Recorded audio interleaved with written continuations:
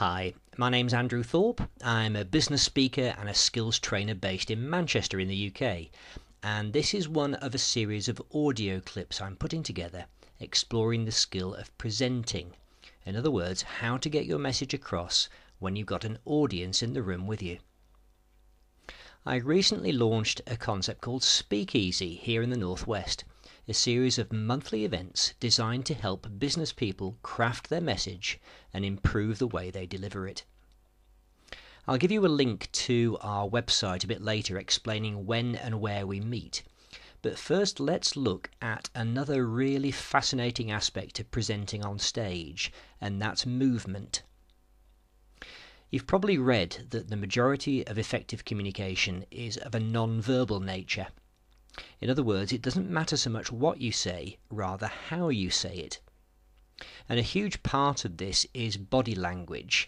But for now, I'm going to focus on just one aspect of this, and that's movement on the stage. A few tips. Presenting to an audience is a form of theatre, and it should be an energetic, dynamic thing. You're telling a story, and it needs to have a pacing and a rhythm to it. If you move about a bit, this energizes your performance and keeps the audience engaged. If possible, avoid standing behind a lectern. You get stranded, it restricts your movement, and it inhibits the power you have over the audience. If your audience is relatively small and you have good voice projection, do without a mic and move about a bit. But if you need help projecting, try to get wired up with a roving mic. Being rooted behind a lectern also encourages you to speak from notes, and that's something to be avoided wherever possible. If you need prompts, use the images on your slides as cues. But a word of warning about movement. If you're doing an impression of a caged lion or a Michael McIntyre comedy show, this will irritate the audience and detract from your message. By all means move about, but you don't want the tennis match effect. Moving about can also free you up. It helps you to flow, and that's why some of the more forward-thinking companies ban the use of chairs in meetings. Moving about frees up creative thought, and if you can think on your feet better, it's a great skill to have as a presenter. If you're a bit of an extrovert, you might wish to leave the stage and go amongst the audience.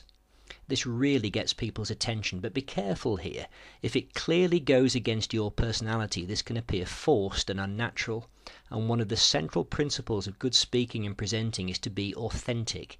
If it's an act, people will sense it and they won't buy into your message.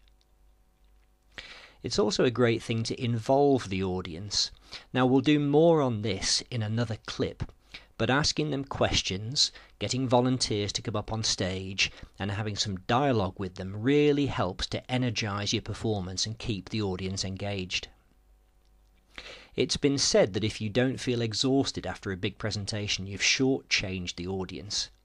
If you have a passion for your topic and you truly believe in the message that you're delivering, you'll find it really hard to stay still. Give it 100% and don't worry about fluffing a few lines or occasionally losing your way. Give it some welly and have a bit of fun. Being able to present with skill and passion is one of the most important things you'll ever learn in business and in life. I hope this helps you along the way, but if you really want to make some progress, come along to one of the Speakeasy events. For more information, see www.andrewthorpe.co.uk/speakeasy. Again, thanks for listening, and I wish you the very best of luck.